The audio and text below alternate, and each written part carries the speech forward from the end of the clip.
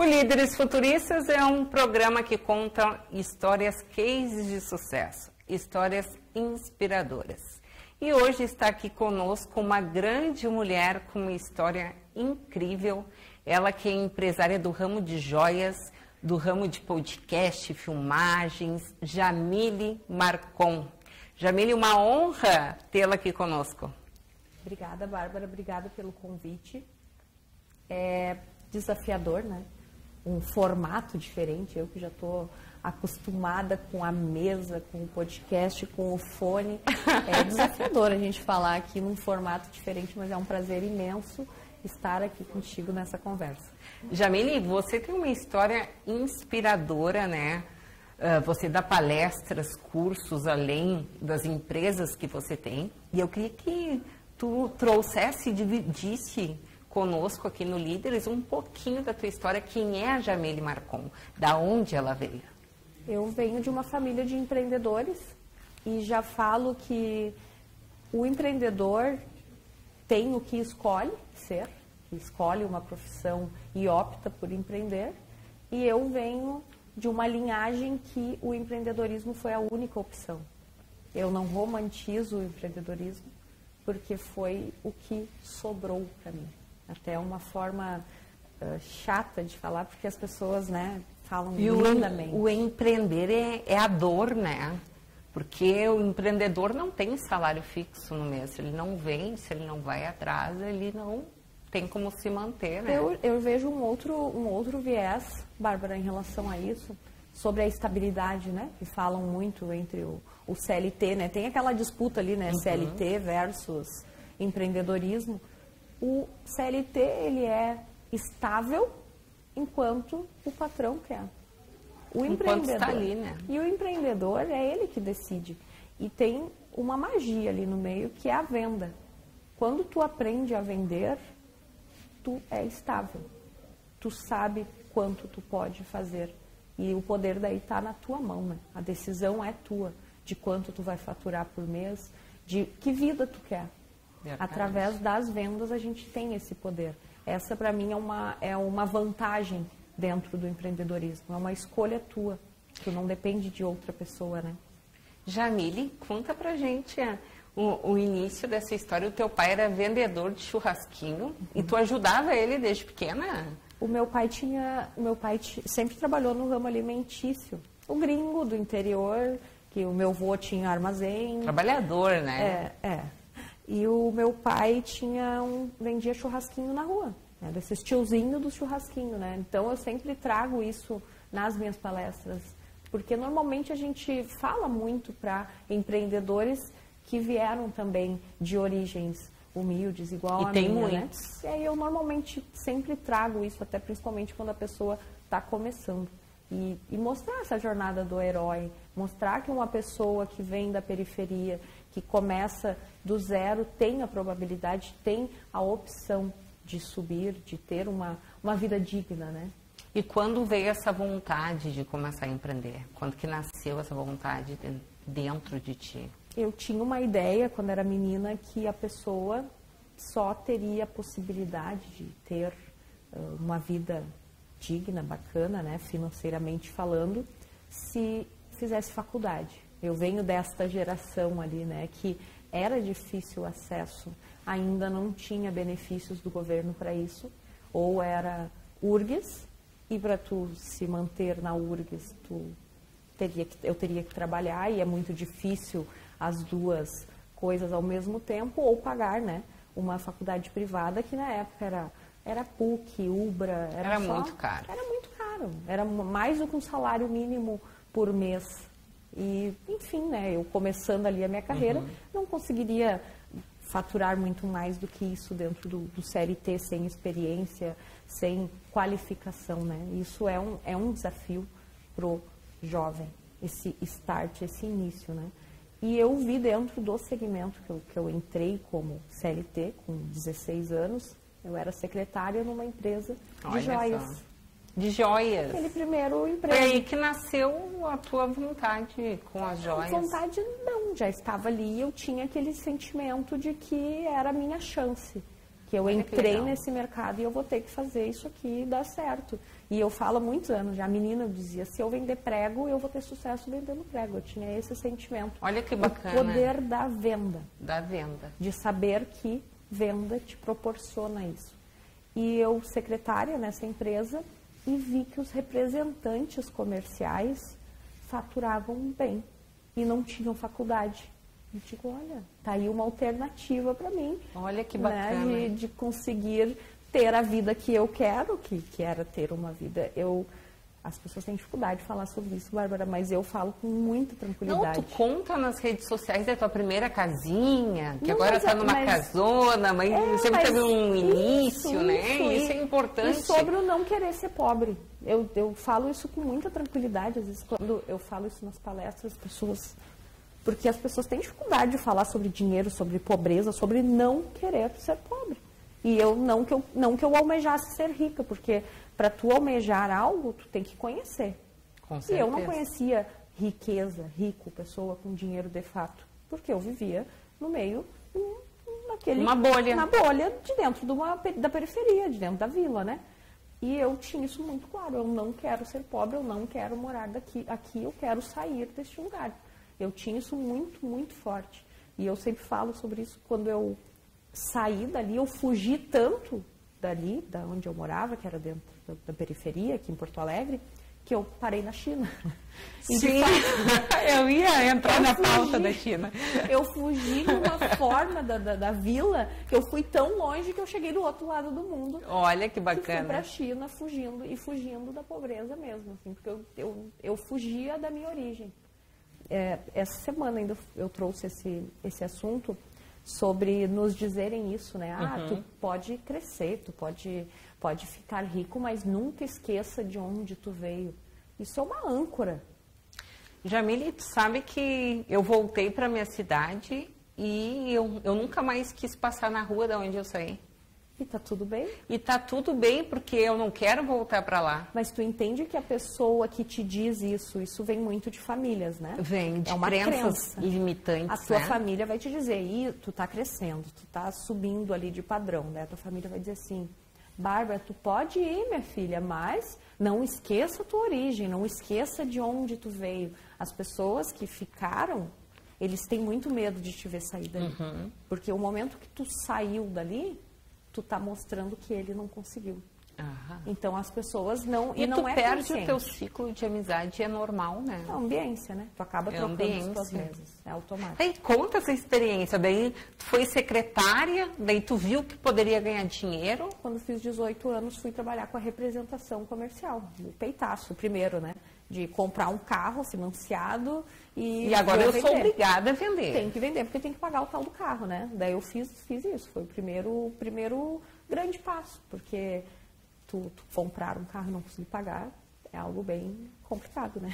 Aí tu perde dinheiro e fica com dívida ainda. Isso Daí eu tenho que fazer dar certo. Esse era um caso que bacana. Ter que fazer dar certo. Fui para a estrada, menina, 18 anos, recém tinha feito a carteira de habilitação e fui para o interior a trabalhar e vendia para as joalherias, né? Ia de loja em loja.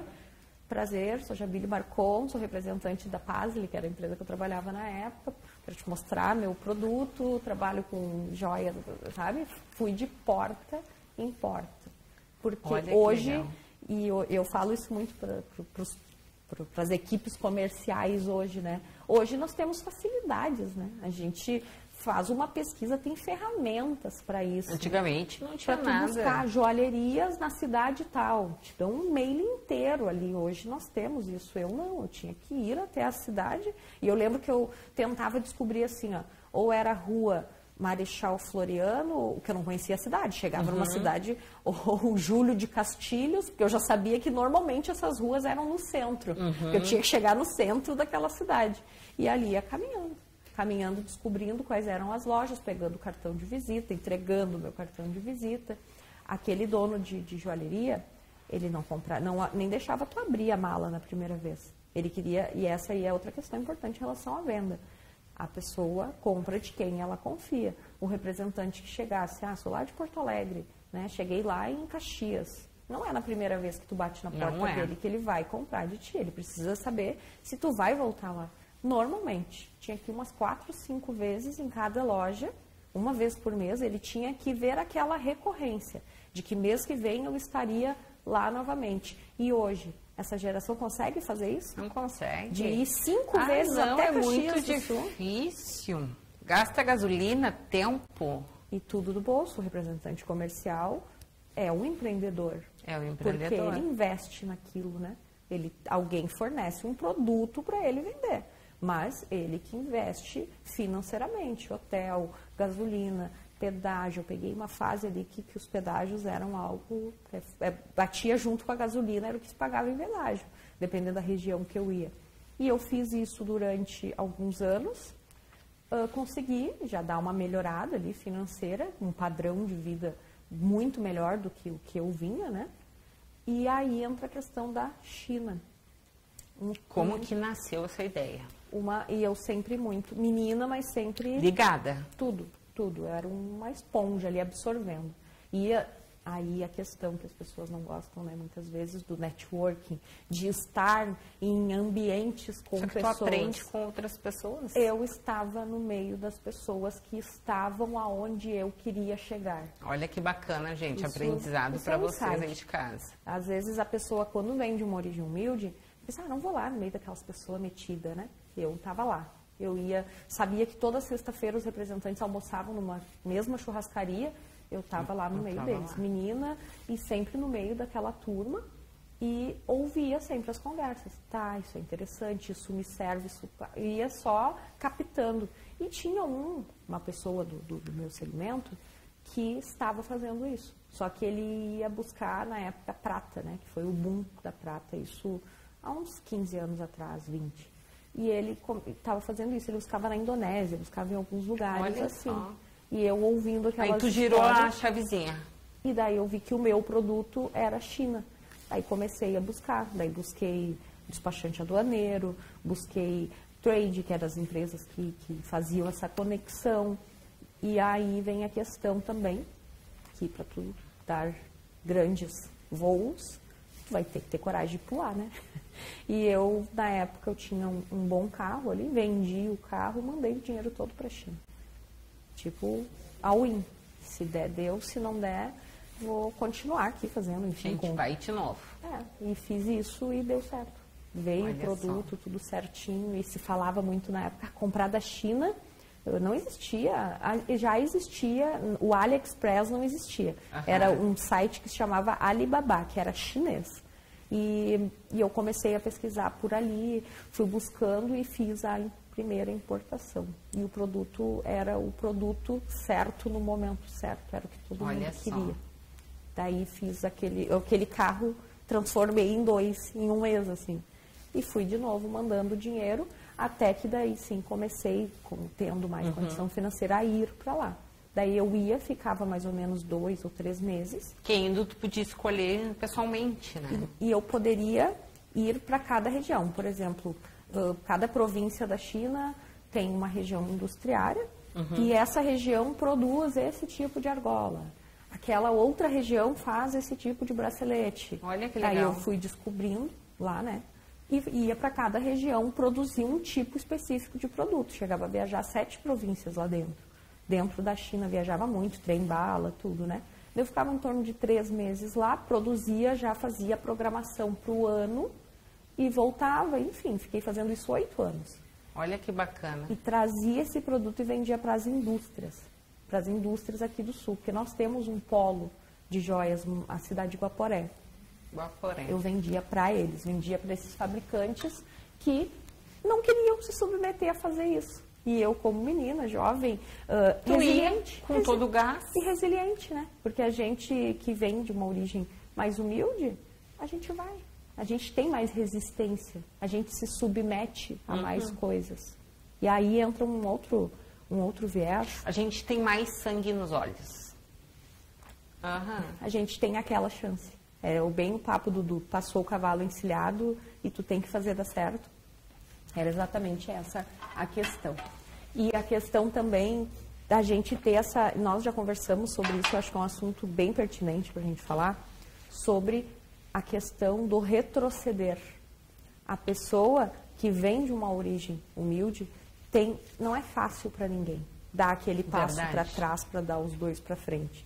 Mas para a gente que já esteve aquele passo atrás, voltar ali, a gente volta e sabe de novo sair dali. Com certeza. Consegue entender esse processo.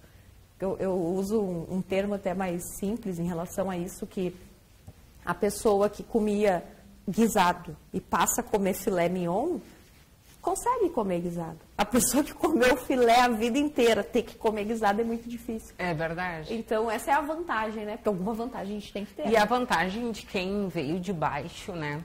Que eu vejo, assim, as pessoas que elas têm um emprego fixo, um salário bom, elas reclamam da comida, elas reclamam disso, daquilo. Eu fico olhando e falo assim, ó, Deus não dá poder para quem não merece. Deus porque como eu tive uma caminhada muito árdua, eu não subjugo a pessoa. Mas eu fico pensando, nossa, as pessoas reclamam por tão pouco, né? Uma falta, tu diz, tipo uma falta de resiliência mesmo. E isso é uma falta de resiliência, porque a gente que veio de baixo, nossa, tu queria sair da periferia, tu queria de qualquer jeito. E se tivesse que comer um arroz com guisado, um arroz com ovo, tu ia comer, mas tu ia sair de lá. Era obstinada. Tu entendeu? Essa palavra é muito forte, né? De uma pessoa, aquilo tá acima de tudo na vida dela. E nada que tu queira... É muito difícil algo que tu queira muito, verdade, que tu seja, né, totalmente obstinado por aquilo, não dá certo. Eu não conheci caso de alguém que, eu quero muito isso na minha vida.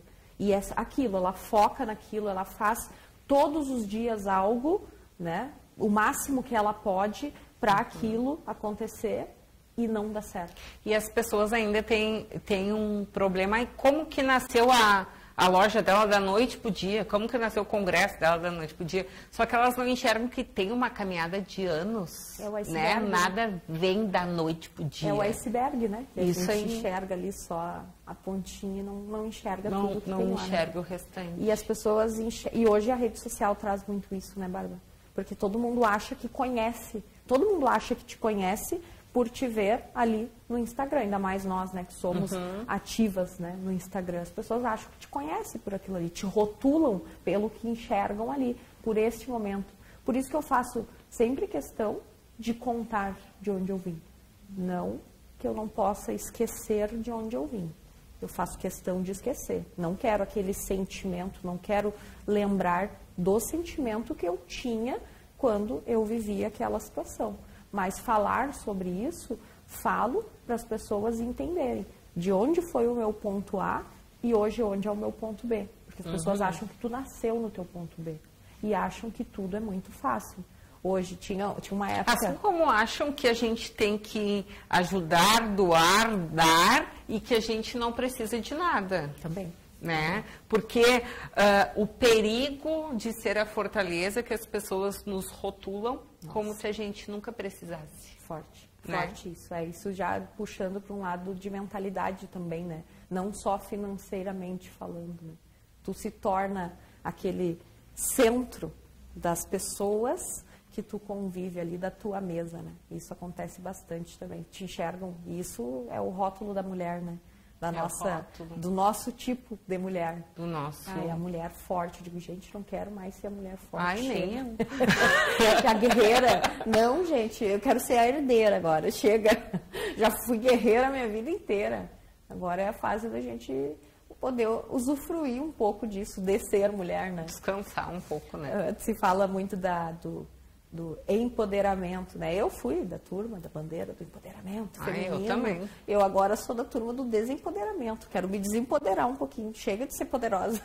Quero ser um pouco mulher também, né? Mas você sabe que o meu marido às vezes fala, pega o cartão, amor. Daí eu fico assim, oi? Eu não quero o cartão dele, pra quê? Eu tenho o meu. É uma delícia.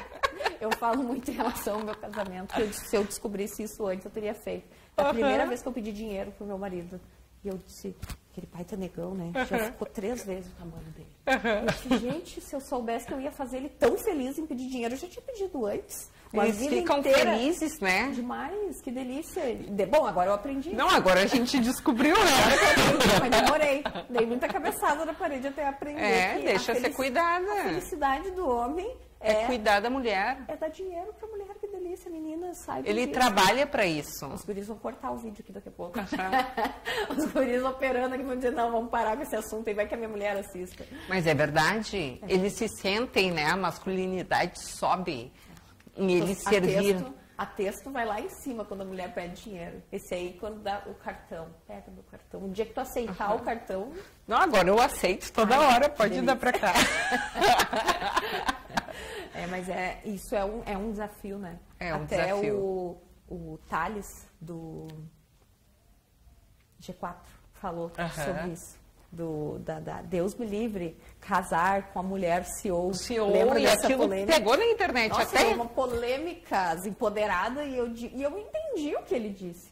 Uma mulher empoderada, uma mulher CEO, é difícil. É difícil. Porque ela entendeu o poder que ela tem na mão. Só que as mulheres não precisam mostrar que elas dão conta sozinha. A gente pode esconder um pouquinho deles. E daí fica aquele batendo. Eu digo, não é igualdade, eu não quero ser igual ao homem, não quero... tipo, cada um, a mulher tá aqui, o homem tá aqui, tá tudo certo. É verdade. A gente vem de mães muito feridas em relação a isso. E elas nos criaram com essa, né? Algumas, enfim, né? Não conseguiram, né, ter essa resiliência que nós aqui, eu e tu, né, no caso, tivemos. Muitas não conseguiram, mas as que conseguiram criaram uma casca por cima, né? A minha psicóloga diz que eu tenho um murinho. Conforme eu vou conhecendo as pessoas, o murinho vai baixando, vai baixando. Só que se a pessoa, ela faz algo 1% erradinho comigo, o meu murinho já sobe de volta e não tem jeito de baixar. E é bom fazer terapia, né? Nossa. E a gente vem eu muito trabalhei muito em cima dessa questão da mudança da classe social ali. Porque daí eu adoro essa frase também, né? Que a gente sai da vila, mas a vila não sai da pessoa. Né? Eu saí da vila e a vila saiu de mim. Saiu de mim. Eu não tenho nada de vila. Nada. Nada. E eu ainda brinco com as pessoas. Nossa, tu saiu da vila, mas a vila não saiu de ti. Mas eu me esforcei bastante não, eu sou alto padrão desde que nasci. O teu bolso era um, mas o gosto era outro. É né? verdade. Já era esse perfil. E eu acho que isso é o início. Quando a pessoa já tem essa vontade, né? Tu sabe que eu acho interessante que o meu pai, ele ficou comigo no meio de uma separação e eu sempre me vesti executiva. Desde a juventude, assim, ele me criou em CTG, então eu não usava roupa assim curta.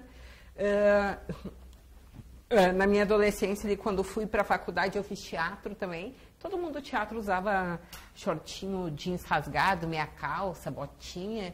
E eu sempre de blazerzinho, de calça, porque parece que dentro de mim eu sempre fui executiva. Isso aí, sabe o que é? A linguagem não verbal.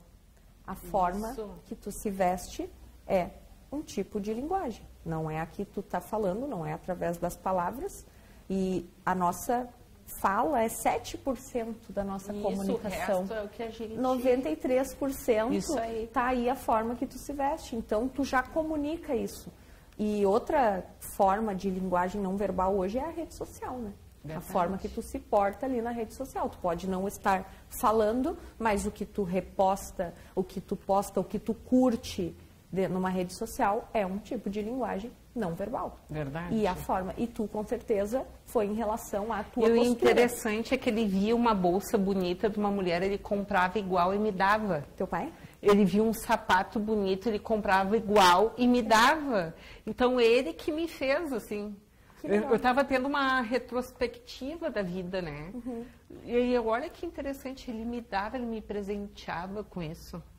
Eu brinco com o meu até disso que ele o se teu veste. É um sucesso, né? O meu é o sucesso do meu Instagram, né? Usar ele joga ele diz, tu fica só me usando, né? Pra ganhar curtida.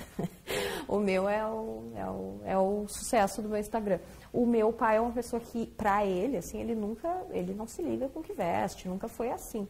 mais em relação a mim, a minha irmã, a minha mãe. Ele sempre... Tanto que de situações assim, ele me vê 2 vezes com a roupa, assim, uma sequência, tipo, fui 2 vezes lá e disse, só tem essa roupa. E ele nota tudo. Bom, e agora ele tem tempo, aposentado, né? Meu pai, ele olhava pra mim e dizia, tu te cuida aí, tem que ir na academia. Engordar também. Tu acredita? Aquilo me feria por dentro, mas eu ia lá rapidinho. Mas que bom, a pessoa que tu mais tem intimidade te dizer algo assim, né? Hoje é horrível, né? Se a gente vê uma postagem de um homem falando que a esposa, que ela tá com sobrepeso, nossa, já vem as feminizes e vem tudo em cima, né? Que absurdo. Mas se não é a pessoa que divide a vida contigo, antes o teu pai, hoje o teu marido, que pode te dizer algo assim e falar sobre, vamos puxar, falar, eu até hoje quero falar sobre isso, até no meu Instagram, da questão do sobrepeso. Isso é linguagem não verbal também. Também. Tu mostra um desleixo contigo, um momento que tu não está alinhado com a tua alimentação. Mas tu é bem incentivada, né? Porque o maridão é... O marido é educador profissional, físico, né? É nutricionista, mas o homem tem muito medo de falar com a mulher sobre isso. Olha só. Isso, não só ele, eu vejo no geral, de dizer para isso, porque já vem todo mundo, né? Um homem dar, hoje é muito perigoso para um homem dar a sua opinião também. Porque se gerou essa casca, essa dor toda em cima disso, e tá tudo certo, a gente entende o porquê, porque as mulheres foram caladas, as mulheres foram, né, durante muitos anos. E agora querem botar tudo para fora de uma vez só? E tá tudo certo, a gente entende o porquê, mas se tornou algo bem olho por olho, dente por dente, né, em relação a isso, dos homens poderem falar a respeito. E tu ter o teu pai que te falava isso, eu tenho certeza que isso moldou o que tu é hoje. E o engraçado é que ele nunca disse que... Eu concorri em intérprete vocal, né? Eu era prenda do município, da região. E ele nunca disse pra mim... E eu ganhava. E ele nunca disse pra mim que eu era boa. Ele sempre dizia, dá pra melhorar. Mas isso, tu vê o perfil de pessoa criada assim, elas acabam sendo o mesmo, aquele perfil que vai ficar a vida toda tentando mostrar que é boa. Tem um lado bom disso, porque se tu é a criança que é aplaudida em tudo, ai, que linda, ai, tu passa a tua vida inteira precisando de aplausos para tu fazer algo, e a gente que não teve o aplauso em casa, tipo, engole choro, não recebi o aplauso na rua, tá tudo certo, eu faço por mim. É os dois lados, óbvio, né? A gente sempre busca o equilíbrio entre as duas partes. E tu, como mulher empreendedora, tu passa as tuas dificuldades e tu não precisa explanar para ninguém que tu está passando uma dificuldade ali, né? Eu tenho muito isso comigo também. Isso hoje tem os dois lados, né, Bárbara? Que as pessoas mostram, né? Puxando ali muito para nós, né? Hoje que tu aqui com o teu programa também, não só o Instagram, as pessoas acabam deslumbrando uma vida perfeita por verem isso, né? Eu falo muito, né, posto diariamente isso que não compara o meu palco com o teu bastidor, porque bastidor é diferente e eu não posto isso.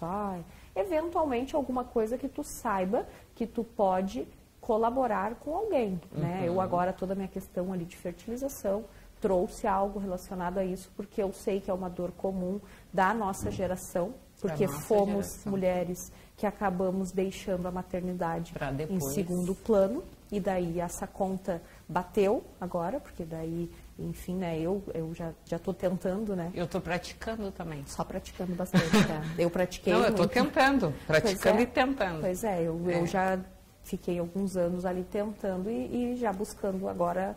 buscando já há 2 anos, né? Eu venho fazendo fertilização in vitro e também não consegui. E isso é frustrante e às vezes as pessoas têm essa ideia, nossa, olha a vida dela como é perfeita. Mas as minhas batalhas lá do meu travesseiro, ninguém sabe. E eventualmente trago, obviamente, sem me vitimizar, trazendo o lado positivo disso. Minhas fertilizações não deram certo, mas o que eu penso em relação a isso? Graças a Deus que eu tenho condições financeiras para fazer isso. Porque... pensa o sentimento, assim, nossa, eu sonho em ser mãe. Não consegui ser mãe porque eu não tenho dinheiro para pagar uma fertilização in vitro. Daí fala, dinheiro não traz felicidade. Quem fala isso é pobre. Se não traz, compra. Porque se eu não consigo engravidar de forma natural, a medicina, tu pagando, ela vai dar um jeito de botar um filho lá dentro da outra. Verdade. E de um jeito ou de outro, vai. A medicina é perfeita, é incrível. Tem opções. E a dor de quem pensa assim, nossa, vou passar... Olha a frustração. A maior parte das frustrações da nossa vida são relacionadas a dinheiro. Verdade. É verdade. E o término de muitos casais é por causa do financeiro. Eu recebi uma educadora financeira no podcast e ela disse que a maioria dos clientes dela, porque daí ela entra neste assunto, né, com os clientes, o problema sempre é dentro do casamento. De não falarem sobre dinheiro, de brigarem por causa de dinheiro e relacionado a divórcio também. Óbvio, quando tem muito dinheiro e não sabem lidar com isso ou com a falta dele, né? Isso é motivo de separação direta. E Jamile, tu que tem várias experiências, né? Hoje tu dá palestras, é mentora, é professora também, né? De universidade. Conta pra gente da tua experiência. A parte educacional, eu acho que a gente, quando tem algo que tu sabe, assim, tu não pode guardar, né? Eu brinco... É motivador, né? Eu faço sempre essa alusão ao evangélico, né? Que quando ele conhece Jesus, aquilo é algo tão incrível para ele que ele não consegue guardar só para ele. E daí ele quer te trazer junto para salvação, né? E, enfim, eu sou evangélica, tô falando isso sendo evangélica. E as pessoas às vezes, o crente chato, mas é bonito. É bonito. É tudo a forma que tu enxerga. Né? Tu enxerga assim, nossa, isso me fez tão bem. A pessoa, quando começa a treinar e fazer dieta, aquilo transforma a vida dela de um jeito que ela quer converter todo mundo para a vida fitness também. Isso é um sentimento da pessoa que quer transbordar aquilo que ela tem de bom. E o meu caso... eu falo pouquíssimo, né, sobre a questão da conversão, falo pouco sobre a questão hoje da vida fitness, que foram duas coisas que me fizeram muito bem, que para mim são 3 pilares, espiritual, e físico, mental e financeiro. Para mim é o triângulo perfeito, tu tem que ter essas três, né? E eu falo muito sobre do empreendedorismo, porque foi através do empreendedorismo que eu conquistei as outras coisas. Para eu ter a saúde mental que eu tenho hoje, eu investi em muita terapia. E para tu investir em terapia, tu faz terapia, tu sabe, tu precisa ter dinheiro para isso. A questão espiritual, ela é gratuita. Mas se tu tem só espiritual e tu não tem a parte da questão do empreendedorismo, tu não consegue do espiritual. Se tu ficar em casa rezando, Deus, por favor, coloca 1 milhão na minha conta. Não, ele não vai fazer isso. Tu tem que ter uma boa mentalidade, que é a outra ponta ali do nosso triângulo, para buscar isso aqui. Então, tu precisa dessas 3 partes. E para mim, o início de tudo é a questão financeira. Porque foi através... Para eu ter a consciência da necessidade de ter uma boa saúde mental, boa saúde física, foi no momento que eu tive dinheiro para isso. Porque senão a pessoa fica a vida inteira ali, correndo atrás do rabo, querendo... É a corrida dos ratos, né? E tu não consegue enxergar. Verdade. Hoje, tu pensa, uma pessoa CLT, começa a trabalhar às 8 da manhã, trabalha até às 6 da tarde. Isso nós não vamos nem entrar no viés de uma mãe solo que tem que buscar o filho na escola, tem que fazer comida. Que horário essa pessoa treina? Que horário essa pessoa cuida da sua saúde mental, emocional? Até porque isso tudo custa. Tudo custa. Então, o fato da questão financeira ter sido a transformação para tudo isso na minha vida, me faz sentir vontade de falar sempre para as pessoas sobre isso. De transmitir o conhecimento, né, que é muito gratificante. E tu ler um livro sobre isso e tu ir lá colocar em prática isso sozinho, é diferente do que tu ter alguém que tu viu que fez. A pessoa, poxa, ela saiu ali, o pai dela vendia churrasquinho dentro de uma Kombi. E ela conseguiu chegar nesse patamar. Eu acho que a melhor forma de tu ensinar alguém é pela da liderança que eu trago sempre, é pelo exemplo. É pelo exemplo. Então, eu conseguindo mostrar isso para as pessoas, eu vou sempre falar a respeito e querer converter mais pessoas ao empreendedorismo. Jamile, antes da gente encerrar a nossa entrevista, eu queria que tu contasse para a gente um pouquinho do teu segundo negócio, né? que é o estúdio que tu montou, Isso, né? isso. Conta um pouquinho pra gente. Eu já vim ali 23 anos, né, trabalhando só ali no ramo das semijoias e comecei as mentorias em função da minha equipe, da Elegance, que nós somos em 250 revendedoras. Olha que legal. Né? Eu comecei a me desenvolver, obviamente, questão minha, através do autoconhecimento, tu acaba tendo esse sentimento de fazer isso com outras pessoas, né? Comecei a me desenvolver como mentora, como líder para a minha equipe. E isso foi abrindo portas para palestras, para eventos, para outros eventos relacionados ao empreendedorismo, por causa desse meu conhecimento para trabalhar com a minha equipe. Daí, desse meio, é um passo, né, para o digital. O digital. Para tu saber que tu tem que estar na frente de uma câmera foi um desafio imenso para mim. Demorei até. Um dos meus maiores arrependimentos, único arrependimento, de fato, dentro do empreendedorismo, foi não ter ido para frente da câmera antes, de ter ficado muito tempo só no operacional. Devia ter feito isso antes, de ter usufruído antes do digital, do próprio Instagram, que está ali, é gratuito para todo mundo. Todo mundo pode usar aquilo ali, se souber usar aquela ferramenta de uma maneira boa, né? De uma maneira para o bem, tu faz dinheiro ali dentro. Né? E essa questão do digital, eu levou a montar um estúdio. Fui me aprofundando nisso e vi o podcast, né? Que é um formato diferente do que a gente está aqui hoje, o podcast como uma forma de posicionamento, de autoridade, e para o empreendedor que precisa vender e a venda. Tu precisa de autoridade de posicionamento para vender. Hoje em dia, a pessoa só compra de ti se ela confia. E tu estar na frente de uma câmera, de fato, faz a pessoa te conhecer e, consequentemente, comprar de ti, querer negociar contigo. Certeza. Então, é mais um negócio ali com um propósito, né? Um propósito. De conseguir fazer como hoje o que tu faz aqui. Tu potencializa outros empreendedores na frente de uma câmera com a tua audiência para essas pessoas contarem suas histórias. E histórias comovem, histórias conectam e histórias vendem. E motivam. Jamile, qual é a tua inspiração depois de tudo isso? Quem foi a tua inspiração? Dentro do empreendedorismo, meu pai. Olha por só. Mais que ele... O famoso da internet. É famosíssimo, Boquinha. Sigam ela lá, gente. Jamile Marcon, para conhecer ele. O pai é famoso aí na internet já. Mas o meu pai, uma inspiração em relação ao empreendedorismo, que com poucos recursos, ele fez um milagre ali, né? Vendendo churrasquinho, com recurso intelectual. Hoje a gente tem mais acesso a isso, mas a geração dele ali foi muito mais difícil. Não tinha um Sebrae, não tinha nada por trás ali. Não tinha network, não tinha Instagram, né? Eu digo, gente, como é que esse homem fez as pessoas irem comprar churrasquinho dele, né? Numa época sem Instagram. Então, para mim, a minha inspiração como empreendedor é com certeza o meu pai. E um sonho teu? Hoje meu sonho é a maternidade. É o que está faltando aí, né? Mas como eu digo... Que se Deus quiser vai se realizar. Se realiza sim, com dinheiro a gente paga.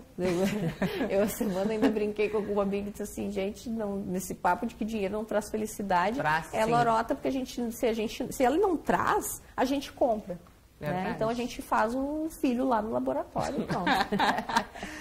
Jamile, deixa uma mensagem de motivação para o pessoal que está nos assistindo. Para o nosso público. Essa questão da persistência, que eu acho que é a maior dificuldade. Aí a resiliência, né? De se manter.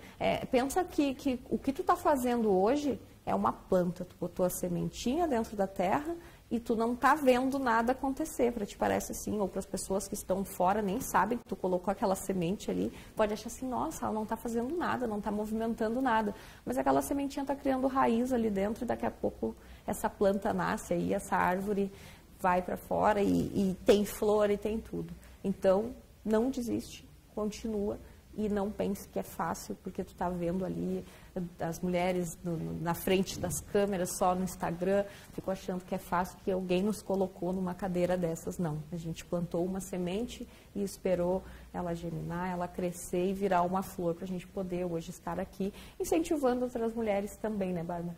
Com certeza. Aonde o pessoal te encontra? Instagram, a gente está lá, tem um bom caminho, uma boa forma, né, de se conectar comigo também, Instagram, uma boa forma, Jamile com 2 L's, marcou, estou lá sempre à disposição. Jamile, muito obrigada, foi uma honra te receber aqui.